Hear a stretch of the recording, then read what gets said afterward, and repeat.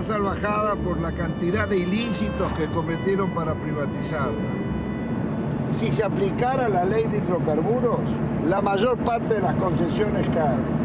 Argentina podría reconstruir rápidamente una petrolera estatal. Si aplicaran hoy con decisión política la ley de hidrocarburos. Las áreas estratégicas donde más habíamos invertido las concedieron por 25 años por lo que esos pozos producían en 9 meses.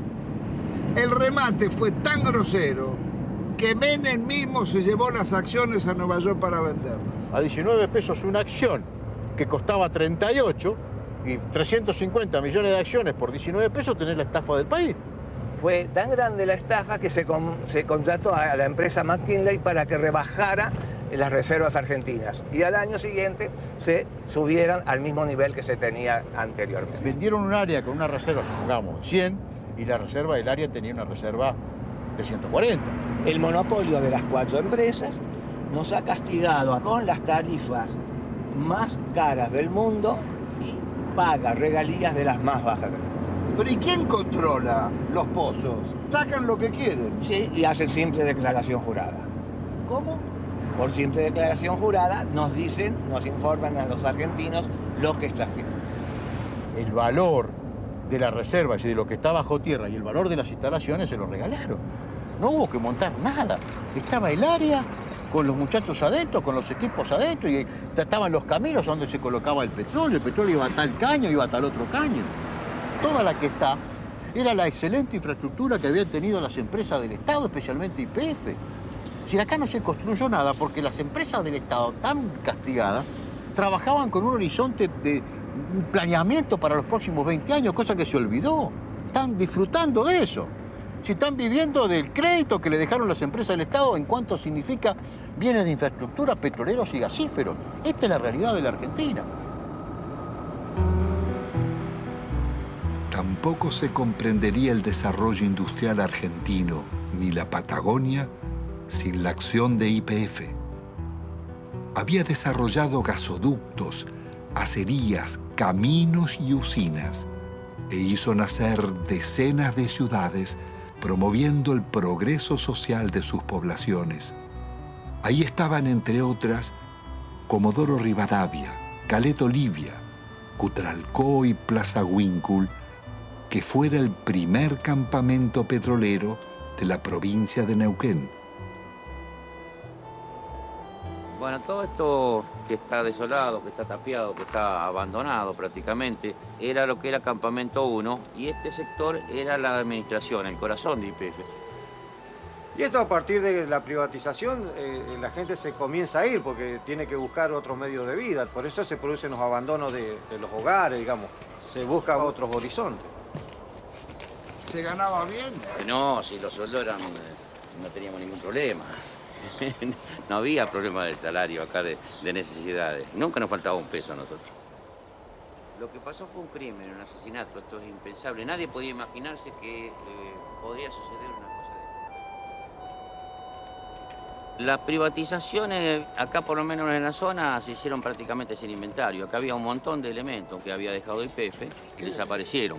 Grandes motores, por ejemplo, vehículos de rezago, material nuevo, trépanos, herramientas, ropa. Había muchísimas cosas que no estaban inventariadas y nadie sabe dónde fueron a parar. Acá se puede desarmar un galpón que nadie sabe dónde está, ni cómo está, ni por qué está. Bueno, esto es lo que queda de la empresa PEXE, que fue formada por el sindicato petrolero SUPE, para que los trabajadores de alguna forma hacerle creer de que iban a ser empresarios. La empresa presenta quiebra, hay sueldo, plata que nos deben. Eso contaba con la complicidad de la gente del SUPE que sabía de todo esto. Ellos conocían muy bien el desmantelamiento que se estaba haciendo de YPF.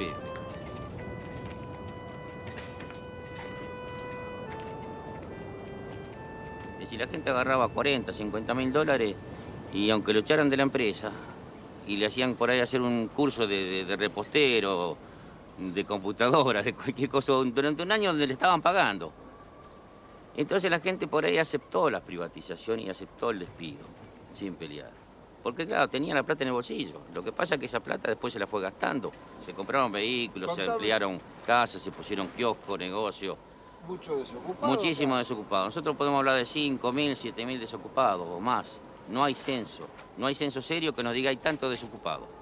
Pero sabemos que son miles los desocupados. Sabemos que somos miles los que estamos subocupados y que vivimos a medias. Pero los desocupados no solo fueron los de YPF. A ellos se sumaron otros miles de las industrias y comercios que cerraban. Años después, en el invierno del 96, Utralcó protagonizaría una pueblada. Nos estamos cagando de hambre nosotros. Le damos el gas, le damos el petróleo, le damos la electricidad y nos pagan así. Agotados sus reclamos por trabajo, miles de desocupados se instalaron en la carretera nacional durante días y noches, soportando 10 grados bajo cero y resistiendo las cargas de la gendarmería.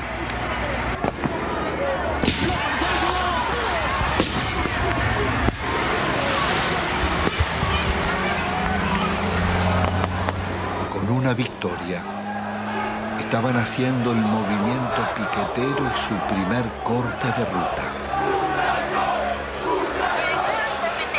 Me retiro del lugar y las fuerzas que vinieron conmigo también. La jueza ordenaba el retiro de la gendarmería. ¡El pueblo ganó! ¡El pueblo! ¡El pueblo ganó! ¡El pueblo ganó! ¡El pueblo unido jamás será vencido! ¡El pueblo unido jamás será vencido! ¡El más grande de la gendarmería!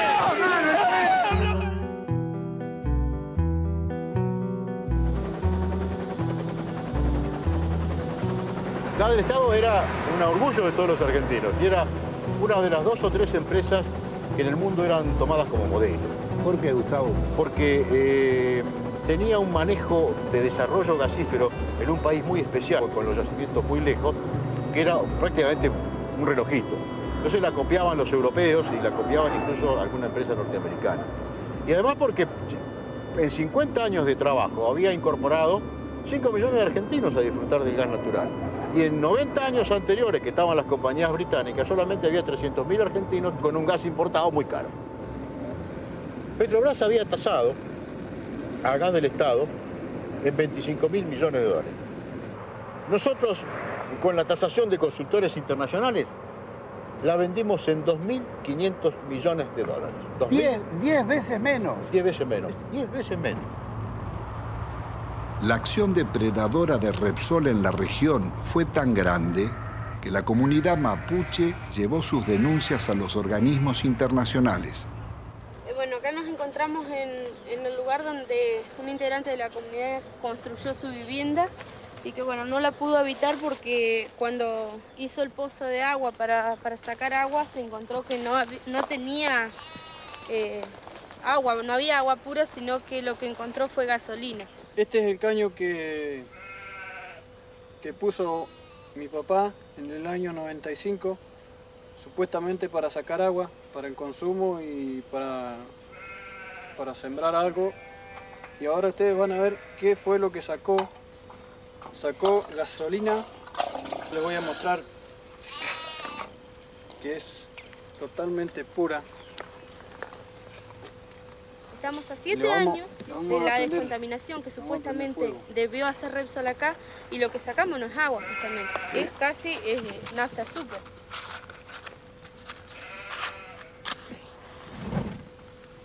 Ahí está. Esto no solamente acaba en 55 hectáreas, sino está toda la napa contaminada del agua. De acá hacia abajo, donde da el curso de la napa, el agua se va hacia abajo.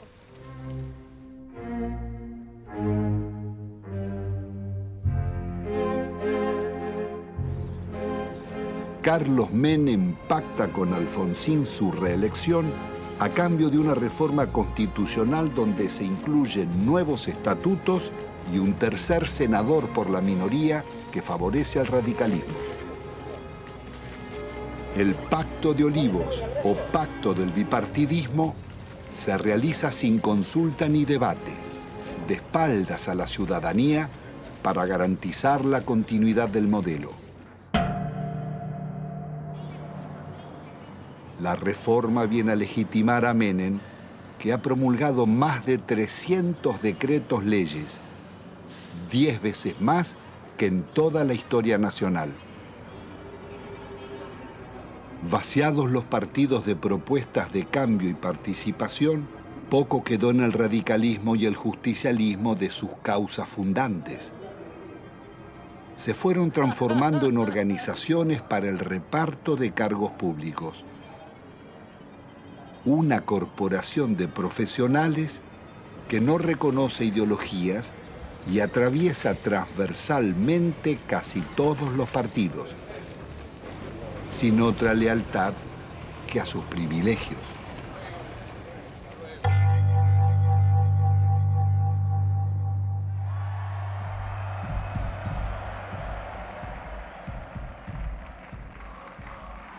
De la otrora poderosa Confederación General del Trabajo, solo queda el eco de antiguas multitudes. Su asociación fervorosa con Menem terminaría vaciando los gremios de trabajadores.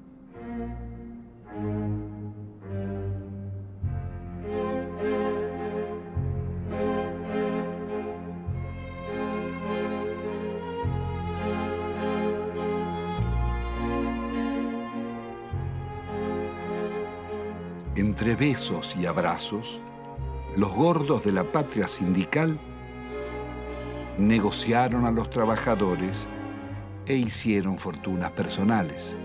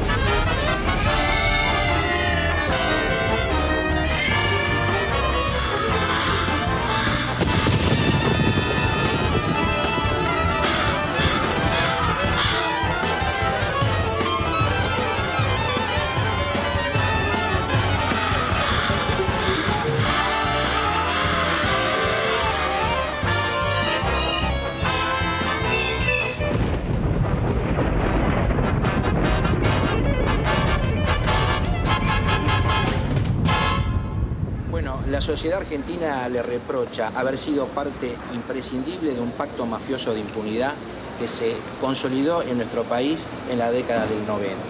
Se le reprocha haber admitido, haber legitimado el remate de las empresas públicas al mejor postor y de una forma realmente a precio vil. Se le reprocha el despojo de los derechos de los jubilados, el despojo de los derechos de los trabajadores, haber justamente brindado impunidad a los políticos que han delinquido en la función pública. En las últimas décadas, ninguno de los altos funcionarios que delinquieron contra el Estado fue condenado.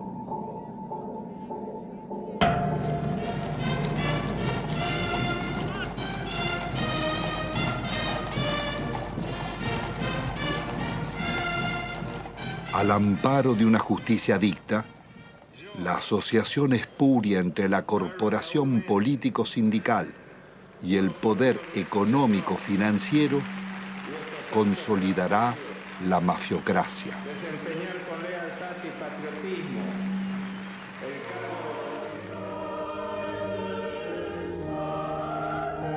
Señores, menuda tarea es la de conducir la marcha de un país, sobre todo en los tiempos difíciles y complejos del mundo actual, cuando términos como patria, bien común, moralidad, respeto al otro y amistad social se encuentran en baja o desmonetizados.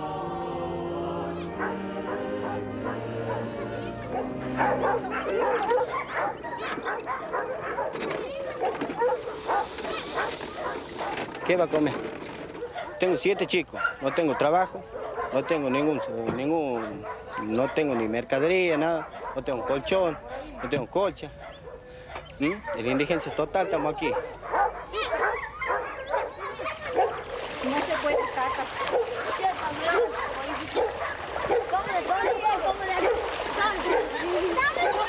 Así ya cayendo de las casillas. Nunca dan nada por aquí. No me pasa y ve. ¡Chica! Mira las condiciones que yo estoy viendo. Mira cómo se me ha mojado todo. No tenemos ayuda de nada. No sé, se creerá que somos perros, no sé qué se creerán que son los hijos de nosotros. A mí jamás me han ayudado con nada. Yo no tengo ningún plan, a mí no me dan ningún plan. No me pagan nada, no tengo nada. A mi chiquita les doy de comer polenta, arroz hervido, eso le doy de comer. O mate cocido, porque no tengo. Es la verdad, no tengo. Usted mismo ve, se me moja todo porque no tengo con qué me dan una casilla. Nadie me da una casilla. Siempre han prometido, sí, me han anotado todo, pero no me han dado nada. Nunca, a mucha gente, a la señora que está ahí, a toda ella. Doña Mariela, usted también venga después. Tengo una cosa, no sé, mi hermana a mí me dice, andate al médico, todo, porque está muy mal, está flaca, está todo. Pero sabe que yo, es una cosa que yo ya no aguanto más, porque la situación como está, que no hay trabajo y que yo no tenga que darle de comer a mi hijo, a mí me duele un montón. Tiene que ella me pregunta, mamá, ¿qué vamos a comer? Y yo, ¿qué les voy a contestar? No hay, no tengo. Ellos no entienden, son chicos. Pero uno le tiene que decir la verdad. Tiene que decir la verdad, pero bueno, a mí me duele decir que no tengo que darle de comer, pero es la verdad.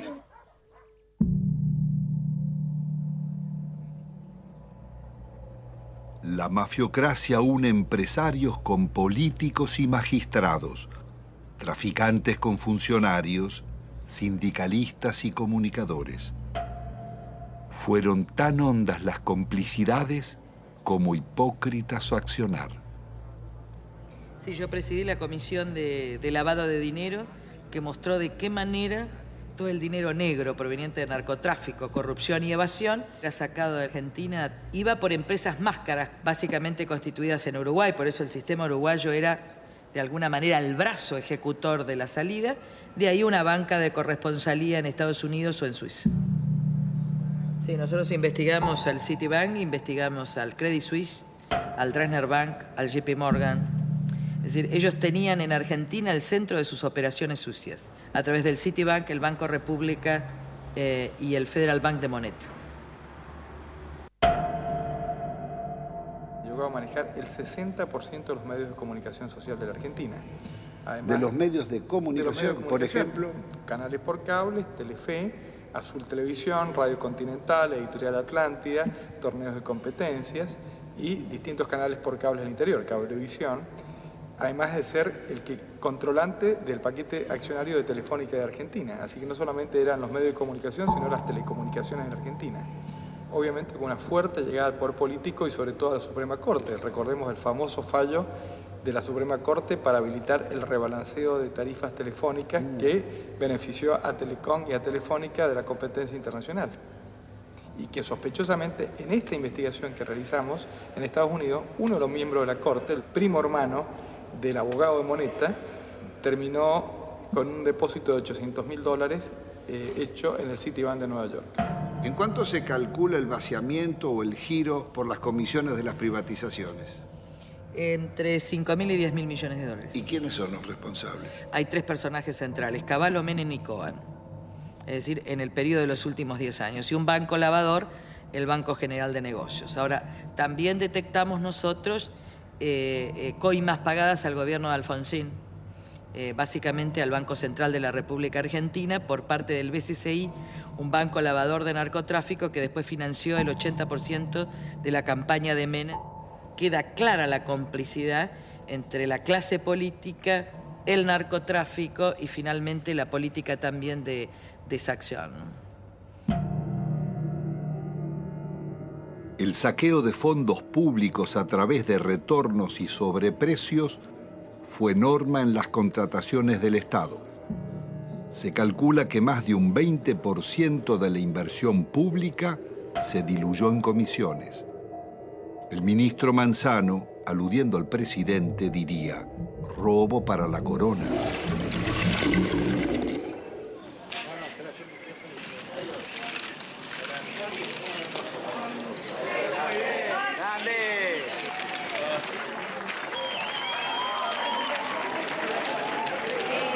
Presidente, ahí, presidente.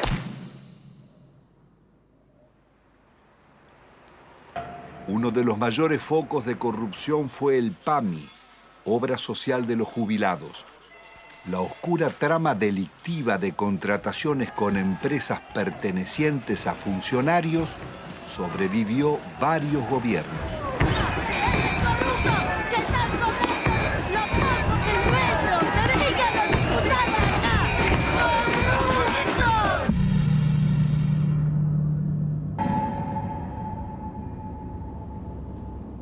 Yacyretá es una de las más grandes represas de llanura del mundo, con un dique de contención del río Paraná de 67 kilómetros de largo.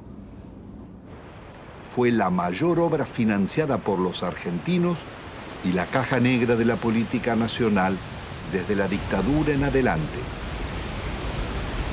¿Cuál fue el mecanismo de la corrupción en Yacyretá? Bueno, fue sobrevaluar siempre los valores de las obras, alargar los plazos de obra, llevar la obra hacia adelante como hoy estamos sin poder terminarla y generando costos, porque estamos hablando de 13.000 millones, pero todavía no sabemos cuándo la vamos a terminar. 5 veces bajo. 5 veces. Le doy un ejemplo concreto. La reprogramación 85, evaluada en 30 millones de dólares, que fue informada durante varios años al Banco Mundial y al Banco Interamericano de Desarrollo. Ese valor terminó firmándose en el año 89 en 180 millones de dólares. Muchos lo firmaron, algunos no la firmamos y así quedamos fuera del trabajo de Yacyretá en la consultora. ¿Entre esos usted? Entre ellos. ¿Y quién estaba era un frente a la señor Carretoni. Sí. Fue el que manejó toda la campaña de Alfonsín en su momento y de Angelos en el otro. Convencional constituyente también. Convencional constituyente en el 94. El señor Carretoni, que era el dueño de la consultora líder del Grupo Argentino. Suegro del director general de la constructora. ¿De quién? Repítemelo. El señor Carretoni, suegro del ingeniero Rizzo.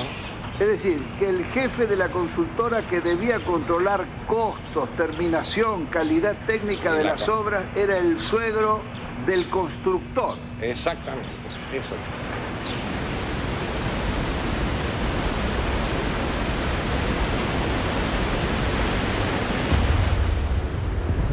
La Argentina enviaba armas rumbo a Ecuador en guerra con Perú, en momentos en que la Argentina era garante de la paz entre Ecuador y Perú. Violábamos también con armas hacia Croacia y hacia Bosnia, violábamos la disposición de Naciones Unidas para esta maniobra, fabricaciones militares, conducción del ejército argentino, fábrica militar de Río Tercero, por donde pasaron la mayor cantidad de armas que venían desde el norte argentino con zona liberada. ¿Qué se hizo? Se voló la fábrica militar de Río Tercero con 7 muertos argentinos. Después de marzo del 95, era menester hacer desaparecer todos los rastros, entre ellos los documentos, los inventarios y todas las huellas que podían demostrar de que aquello no fue una casualidad, sino fue una clara intencionalidad al servicio del encubrimiento. ¿Quiénes componían esa banda para la asociación ilícita? Califican como jefe de la asociación ilícita a un expresidente de la República, Carlos Saúl Menem. La lista no es aquí terminante, ¿no? Hay muchos más, pero hay también algunas circunstancias como estas. Los suicidios, muertes accidentales. Se cae un helicóptero enfrente al hipódromo argentino en el campo de polo, donde muere uno de los hombres claves. Andreoli. Se suicida con mano invertida el capitán Estrada, hombre que ha formado parte de las bandas del terror en los tiempos horrorosos en la República Argentina. En este cuadro, lo que hoy falta investigar es dónde está la plata que se robaron. Carlos Menem, su cuñado Emir Yoma, Cavallo y otros involucrados en la causa del contrabando de armas serían arrestados. Pero la Corte Suprema los dejaría en libertad. El delito impregnó la diligencia en todos sus niveles. Ministros, jueces y altos funcionarios fueron llevados a la justicia por causas de corrupción, como los justicialistas Alberto Coan, Gerardo Sofovich, Juan Carlos Alderete, Matilde Menéndez, María Julia Elzogaray, Carlos Grosso, Claudia Bello, Triaca, Dadone, Grisanti, Amira y Emir Yoma, Vico y Espadone, los funcionarios radicales Del Conte, Mazorín y muchos otros, y los candidatos presidenciales Angelós y Masachesi. Me pongo al frente de lo que hace a combatir la corrupción. Las anteriores amenazas se referían a una causa por exportaciones de oro, donde se generaron aparentemente créditos fiscales ficticios. Si no querés que te arruinemos en el trabajo y la vida, deja de romper las pelotas, me corta en el brazo. Durante los años de Menem, las mafias se desarrollaron bajo la complacencia del gobierno y seguirían actuando después. Su accionar dejó decenas de secuestros extorsivos, asesinatos, robo de vehículos, muertes dudosas o por gatillo fácil, falsos accidentes y suicidios nunca esclarecidos.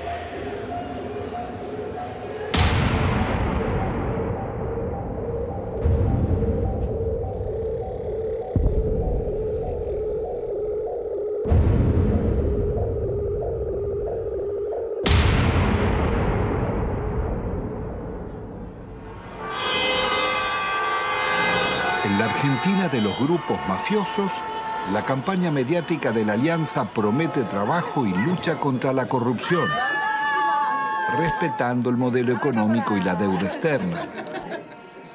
Integrada por el Partido Radical y el Frente de Centroizquierda Frepaso, propone investigar a funcionarios, pero sin tocar la macrocorrupción de las privatizaciones ni el despojo financiero del país. Fernando de la Rúa y Carlos Álvarez derrotan al candidato justicialista Eduardo Duhalde. El nuevo gobierno continuará con las políticas recesivas del Fondo Monetario. ¡De la Rúa! ¡Arriba de la Rúa! Una vez más, el mandato de la ciudadanía será traicionado. Rebaja de salarios públicos y aumento de impuestos.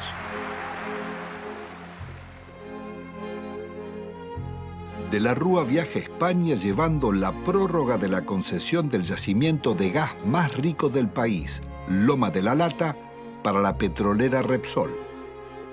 Una riqueza de 50.000 millones de dólares que es entregada, violando la ley, por solo 300 millones. El gobierno soborna al Senado para votar la ley de flexibilización laboral. El vicepresidente Álvarez no cuestiona la ley, sino el soborno, y pide investigar. Presento mi renuncia indeclinable al cargo de vicepresidente de la Nación, para no perjudicar al presidente ni alterar la vida institucional. Álvarez abandona a sus votantes y promueve el regreso de Cavallo. Ungido superministro, renegocia la deuda externa. La operación llamada Megacanje es otra gran estafa que le costará al país 55.000 millones de dólares. El milagro argentino terminó en una catástrofe social. Los planes de Cavallo liquidaron a la clase media, hicieron más ricos a los ricos y más pobres a los pobres. El 60% de la renta quedaba en manos del 10% más rico.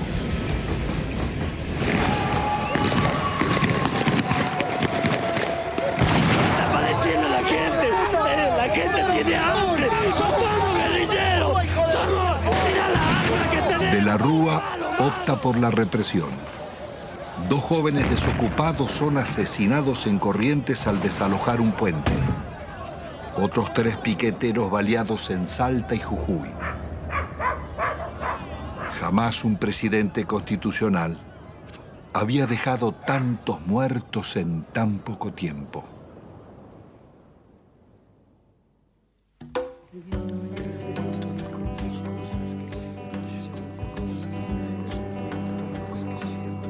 El viento me confió cosas que siempre llevo conmigo. Me dijo que recordaba un barrilete y 3 niños.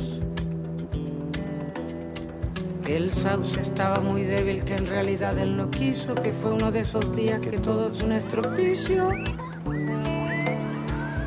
Iba cargado de culpa y seguía confesando. En su lomo de distancia no cabalgaba ni un pájaro.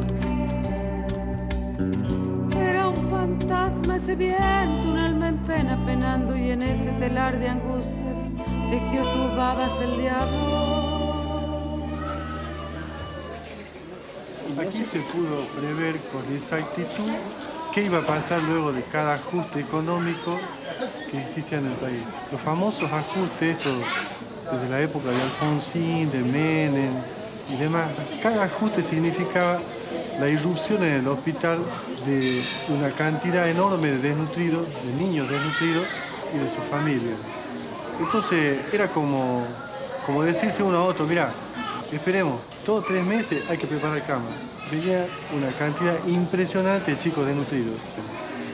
Hasta que nos hartamos y en el año 82 salimos a la calle e hicimos un gran movimiento que salió en todos los diarios y que interesó a todo el país. Pero la política siguió, la política del ajuste. Cada ajuste era una puñalada en el corazón para un médico que venía aquí porque sabía que después de ese ajuste, 3, 4, 5, 6 veces más, los chicos que nacían en ese periodo no iban a comer. Entonces íbamos a tener esta cantidad de chicos y de ahí nació este documento que nosotros hicimos hace poco que dice, otros toman las decisiones, nosotros lo vemos morir. Pero resulta que cuando nosotros empezamos a leer, traducíamos bibliografía del inglés. Entonces nosotros veíamos cómo se solucionaba, cómo le arreglábamos los líquidos, cómo le arreglábamos las sales, cómo le arreglábamos las proteínas. Y después ya, viendo que cada vez era más y que nos sobrepasaba, empezamos a leer otras cosas. Hasta llegamos a leer un libro argentino, Juan P. Garrahan, no sé si le suena. Dice, la desnutrición no es una enfermedad socioeconómica y cultural que se soluciona poniendo a trabajar a todos los factores de la nación. Nos dice que le vamos a dar alimento, que le vamos a todos los factores de la nación. Y ahí explotó todo, ahí ya nos dimos cuenta. ¿Qué hacemos nosotros con el desnutrido mandándolo a la casa? ¿Qué hace la nación? Claro, le damos un enfoque cientificista. Claro. Pero este último año fue una explosión atómica. Nosotros teníamos 18% de chicos desnutridos en el hospital, pasó a prácticamente el 80% de chicos desnutridos en el hospital.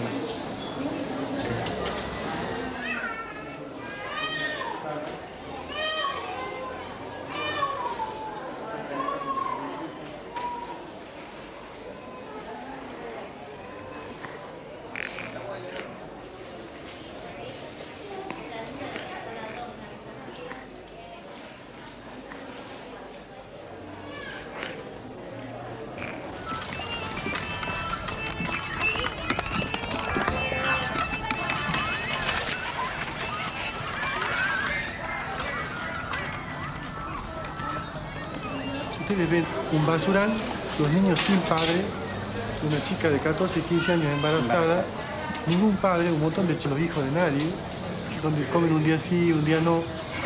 Y yo les digo a esa chica que tiene 14, 15 años, mira, dale a tu nene para que la diarrea, pollito, polenta, lechecita, agua limpita. Y bueno, eso es una falta a la ética, eso es una crueldad inconcebible. ¿Cómo le voy a decir si ella está comiendo de la basura? Los chicos viven de la basura.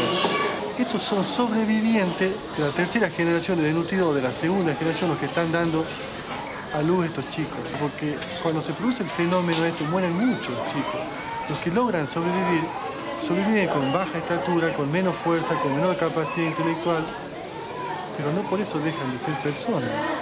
No por eso deja de tener sentimientos. Eso de calificarlos como si fuera un subproducto de la sociedad es indignante. Son personas como vos y como yo.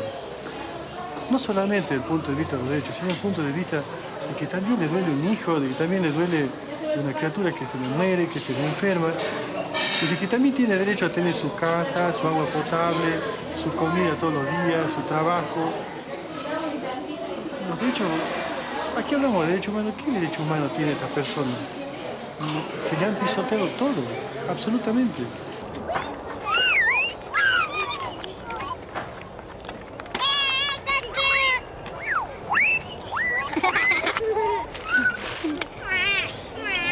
La idea que yo percibo es de que algún sector de la sociedad se está queriendo deshacer de estas personas. Y restan a ese sector de la sociedad. ¿Y cuál es ese sector de la sociedad? Está identificado, el que se llevó todo. 90% de indigentes, 10% que lo tienen todo. No sé qué modelo, esto no es un modelo, esto es una cosa de que yo tengo 54 años y es siempre lo mismo. La historia es ajustemos. El que vino no sabía ajustar y sigamos ajustando.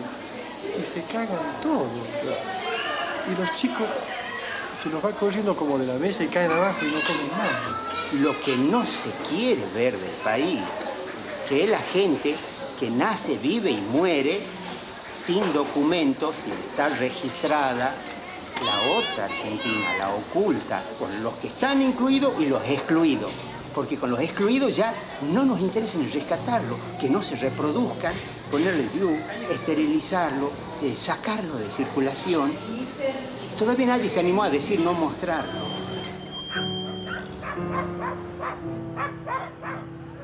Produciendo nuestro país una riqueza alimenticia capaz de satisfacer 300 millones de personas. Los niveles de pobreza que denunciaba la película La Hora de los Hornos en los años 60 serían apenas el anuncio del genocidio neoliberal de los 90. De enfermedades curables o desnutrición, mueren cada día en Argentina 55 niños, 35 jóvenes y adultos, 10 mayores. Un promedio de 35.000 personas por año.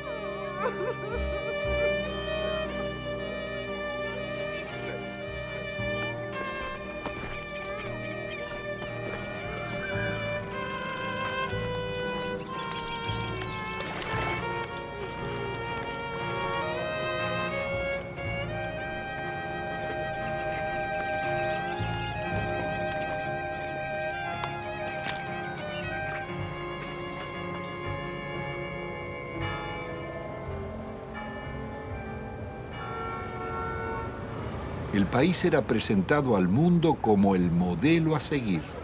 El Fondo Monetario homenajeaba a Menem en Washington por el milagro argentino. Presidente, esta foto para mí va a ser estupenda para mí. Para mí también. La suya no sé. No, sí, vamos. Ya no sé. Me parece que ya le dije que una foto con el diablo siempre es peligrosa. No, por favor. La responsabilidad de nuestros gobernantes en el genocidio social no exime a los organismos internacionales ni a sus mandantes, Estados Unidos y Europa, ni a las injustas relaciones comerciales del norte con el sur. Los programas económicos neorracistas que dieron grandes beneficios a costa de segregar y producir la muerte prematura de millones de personas son crímenes de lesa humanidad en tiempos de paz. Sus autores y ejecutores no pueden gozar de impunidad.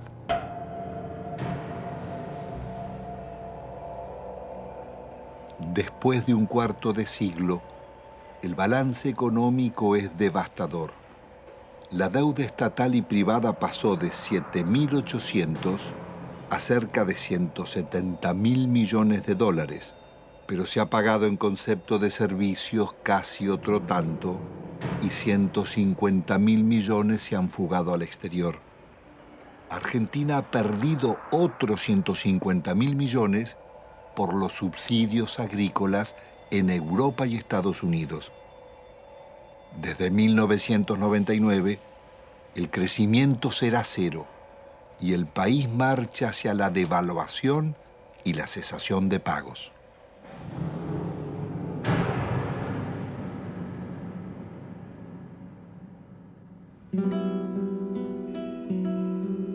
Al terminar esta memoria, quizás quede el sentimiento que la realidad no puede cambiarse, o que los responsables del saqueo son los triunfadores y nosotros los derrotados. Pero la realidad fue distinta. Ni la dictadura, ni Menem, ni de la Rúa consolidaron sus proyectos, ni los bienes concesionados se perdieron para siempre, porque pueden recuperarse.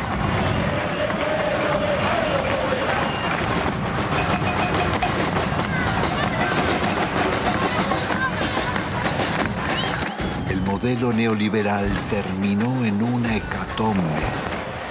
Sus responsables no pudieron vender todo lo que deseaban, ni los mayores bancos públicos, ni los grandes astilleros Río Santiago, ni las usinas termonucleares, ni Yacyretá, Salto Grande o EPEC.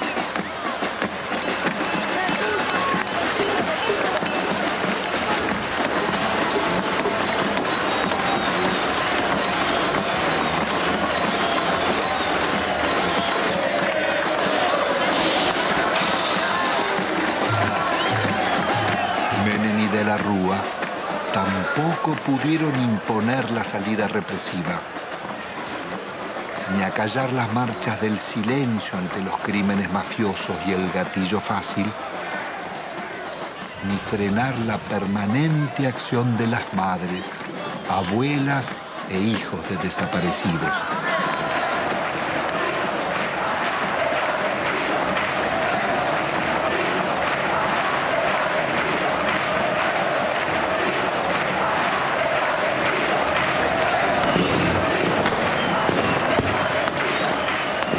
Se los impidió otra historia, la de miles de luchas y movilizaciones de resistencia del movimiento social desarrollado durante la década.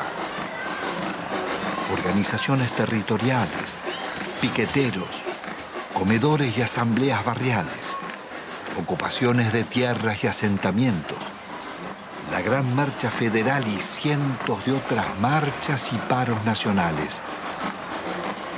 El CTA, las fábricas recuperadas por los trabajadores, las continuas protestas de jubilados, las mujeres rurales en lucha, estudiantes, ahorristas, comerciantes y artistas culminaron en esa pueblada espontánea de diciembre que, como el 17 de octubre o el Cordobazo, cambiarían la historia argentina.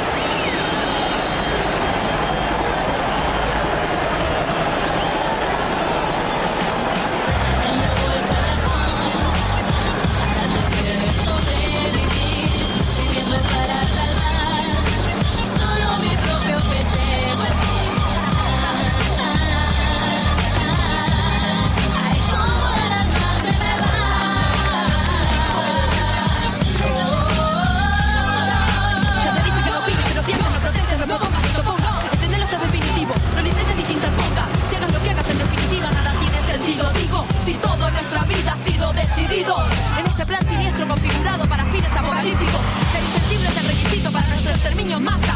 Son tiempos en que los métodos de aniquilación no son los mismos. Ya no nos desaparecen, ahora lo hacemos nosotros mismos, dándonos pequeños espacios de expresión sin respuesta, volviéndonos una protesta que a nadie molesta, como esta, domesticados como leones de circo, neutralizados, paralizados. Pero ¿qué nos pasa? Que no nos despertamos, vamos al carajo. Yo me bajo, en Argentina no hay trabajo, la dignidad humana va cayendo cada vez más bajo, no hay atajo, y esto ya se derrumba, y esto pende de un hilo. Ni siquiera notamos la diferencia entre estar muerto o vivo. Digo, sigo, no señores, no me dedico a cerrar el hocico, pero tampoco vocifero los miedos que por ahí andan como roedores. Ellos no son los vencedores, traigo mi tambor para que te incorpores. ¿A dónde están esos que dicen tener tantos cojones?